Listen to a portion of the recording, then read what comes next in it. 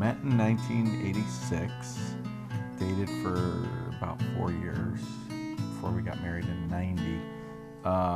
And I guess, so probably within a year or two we started talking about, adoption. We thought about it. I think we were pretty serious about it, way back then, but, we didn't know for sure, if after we got married we'd actually do it or not. But then after, trying to get pregnant, for a number of years and actually going through a lot of infertility type treatments and procedures and things like that, it seemed pretty clear we weren't going to be able to have biological kids. So then it became like serious.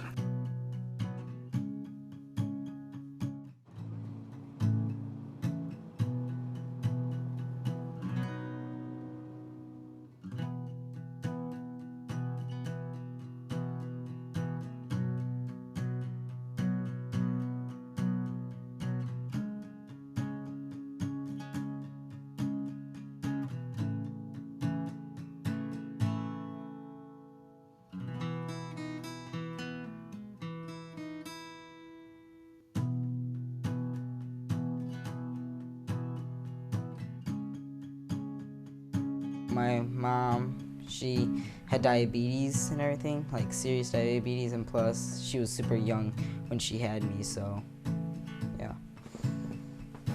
I know that I had a rough home situation with my birth mom. I know I was only 10 pounds when I was a year old, and I was pretty much taken to a hospital and stuff, and they tried to keep me surviving and stuff there, and I don't really know like how many orphanages and stuff I got passed through and stuff, but, and then I ended up with Quinn and Ethan. He was young too, probably too young to remember most details, but I remember it more. The only thing I know is I was able to bring a toy from the orphanage. Apparently, no one was able to do that except me. So, and I still have the Well, toy that's downstairs, because so. you had the hole in your heart. Yeah, that's the other thing I know. Apparently, I had a hole in my heart, so I could have died at age 5 or something. And so they let him bring a toy just because they felt bad for him. I remember getting passed around a lot from orphanage to orphanage. I think I got moved around from like 3 or 4 orphanages before I settled at the last one before Mom and Dad came and picked us up. And I was I think it was the last orphanage that we were in that I actually met Claire and Quinn. I'm pretty sure that my mom was pretty young and she just couldn't handle us, and she didn't have that much money, so I think that that's why. I feel like that we got adopted because that my mom couldn't take care of 2 kids because she was pretty young. Our biological parents were young. I think they were in their 20s, or 20, and they weren't married, but they had me, and then 3 years later, Joel was born. Well, 2.5. 2.5, 3. And I don't remember because I was 3 years old, but we're told that, I don't know, my mom got mad at my dad for some reason, and he ended up going back to Ohio to live with his mother, and we were just kind of, left with my mom for her to just kind of take care of us on her own. And it just kind of went downhill. She she did drugs, she drank a lot, she just started to kind of fall apart, and no longer was stable enough to take care of 2 young kids. I wasn't being sent to school anymore, so it was just kind of a mess. And our grandparents, though, lived in town, not too far away, and kind of, knew the situation wasn't very good, and just kind of, they literally stepped in. I remember the day, I think I was about 7 years old. They came, my grandma came, and she said, all right, get in the car. You're gonna live with us now. So we lived with our grandparents until I was about 11 years old. And when I was in 5th grade, and I just remember, one day my grandpa saying that our grandma was in the hospital, and she was really sick, and we later found out that she had breast cancer, and our grandpa couldn't even make ramen noodle soup.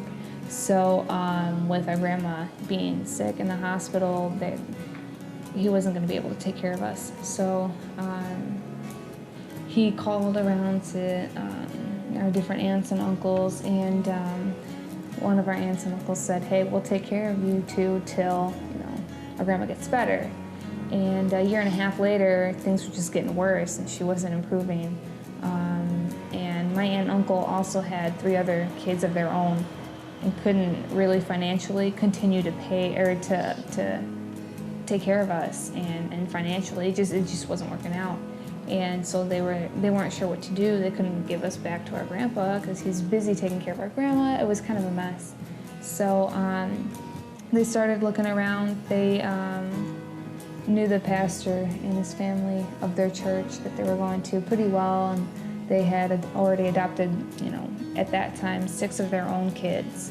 And my aunt and uncle approached the pastor and his wife, "Hey, would you consider adopting our niece and nephew?" And they said, "Yeah, we would." And not too long after, we became number 7 and 8 of the Whiting family.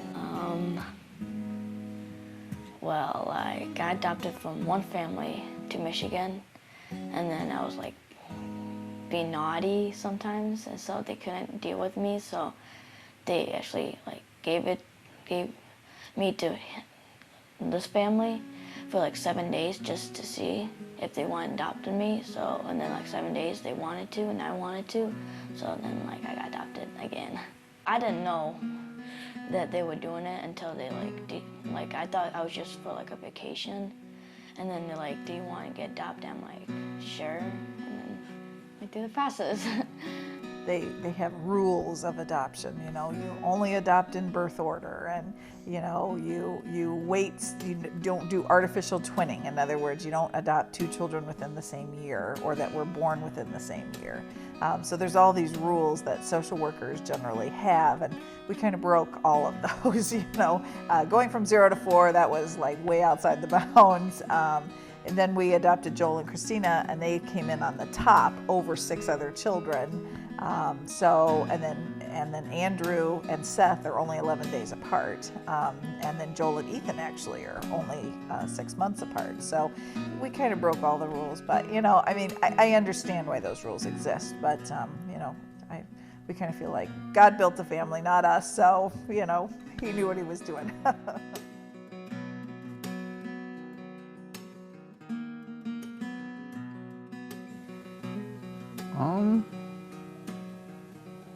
I guess that I never got to meet my birth parents, so that's a drawback.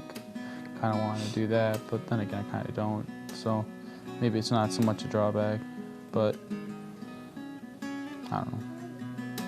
Same with you. It's just an experience you never really get, like most normal kids get to meet their birth parents, but we never did. So I don't get to see my birth mom and dad.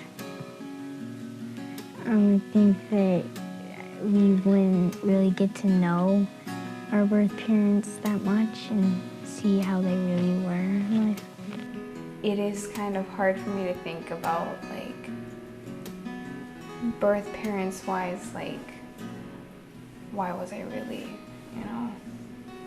taken away? Why didn't they take care of me and stuff, So it's hard for me that way, but I'm really glad I was adopted, so I have a loving family and stuff now, so. I guess it's kind of people, a lot of kids are biological, not adopted, but parents, and then I like to say like I'm adopted, which I want to be biological kid, but like so I had to say adopted, I guess.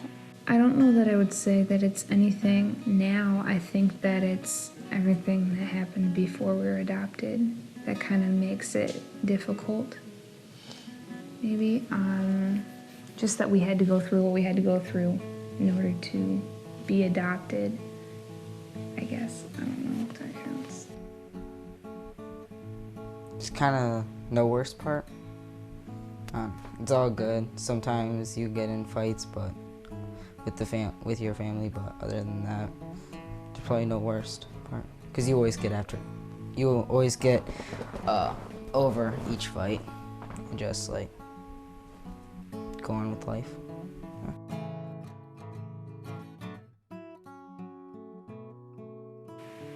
Well, like I'll say like I'm adopted from Russia, and they're like, really? That's so awesome. Like, so it's kind of cool to say I'm from Russia.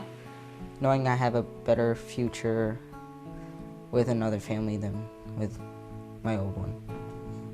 I'm alive. I guess having a family, Yeah. because you wouldn't have that if we weren't adopted. Be living in the streets somewhere probably.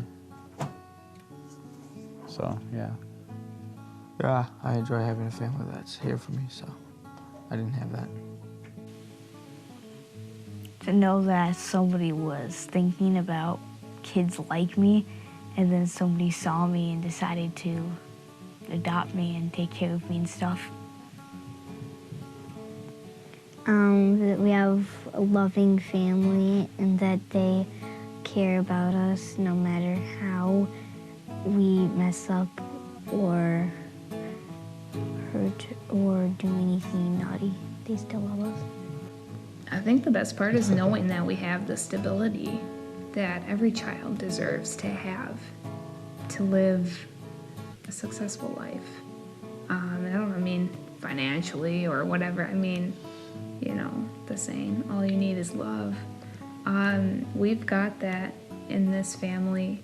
I'm really glad that I was adopted, because who knows where I would be now if I wasn't. Yeah, I would say the best part about being adopted is knowing that you have a family that loves you and would care for you.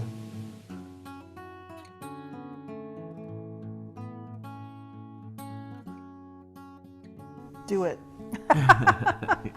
That's her big Yeah. mantra. She's really big in Do it, yeah. yeah, advocating for adoption, encouraging people to adopt. She's We've met helped with a lot of people. lots and lots of couples over the years, you know, who have wanted to adopt and ended up adopting.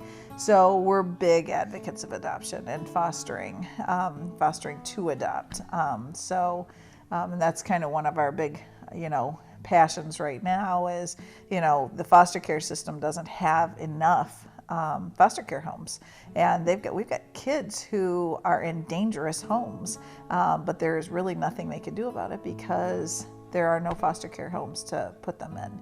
And so, you know, we're big advocates of adoption. We would tell any family to do it.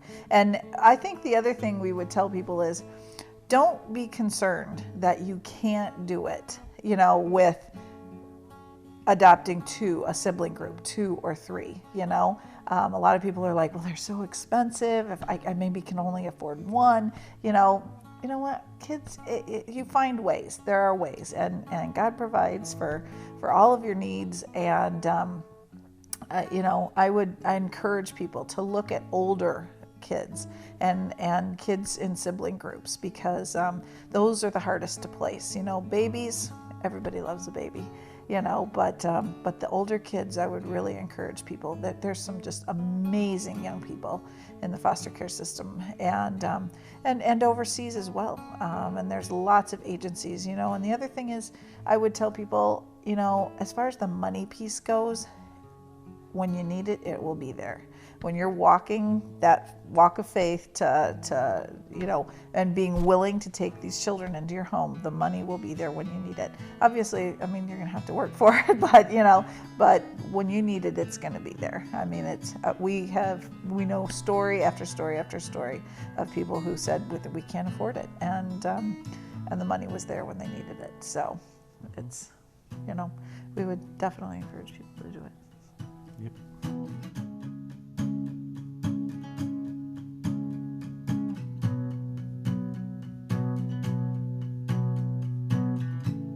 It's been about 7 years, so I think we're probably about due for one. I don't think so. I think 9's enough. It's like a good baseball team. But we could have a football team, honey.